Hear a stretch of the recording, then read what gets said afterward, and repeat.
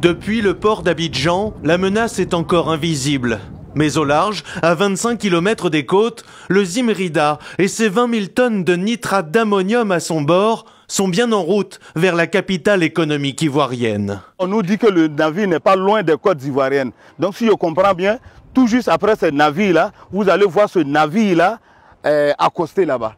Le bateau, qui devait accoster dans moins de 24 heures, est suspecté d'une avarie de sa cargaison, assez inquiétante pour provoquer dès ce lundi une réunion entre les autorités du pays, le propriétaire de la marchandise et le transporteur pour un examen approfondi. En attendant, les responsables du port d'Abidjan affirment que le navire restera en rade extérieure, en dehors des eaux ivoiriennes.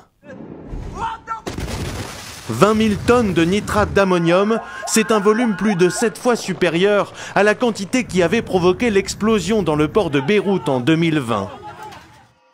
Hautement dangereuse, la cargaison du Zimrida débute sa traversée controversée en août dernier, depuis la Russie, à bord d'un autre bateau, le Ruby. Après une tempête en mer, il est immobilisé plusieurs semaines au large des côtes anglaises. D'après une ONG française et plusieurs médias britanniques, la cargaison est alors transférée sur le Zimrida avant de reprendre sa route vers Abidjan aujourd'hui, où il est prévu que soient déchargées 3000 tonnes de ce nitrate d'ammonium utilisé comme fertilisant dans l'agriculture.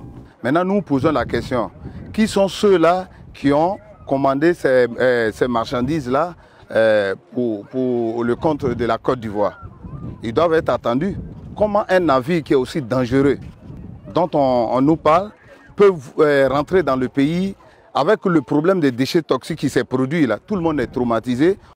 Ce traumatisme, réveillé par l'arrivée du Zimrida à Abidjan, c'est l'affaire du Probo Koala. En août 2006, ce navire affrété par une société suisse-néerlandaise avait débarqué plus de 500 mètres cubes de déchets hautement toxiques dans la capitale économique ivoirienne. Ces déchets avaient été déversés de façon sauvage en plusieurs endroits et avaient provoqué la mort de 17 personnes et l'intoxication de dizaines de milliers d'autres.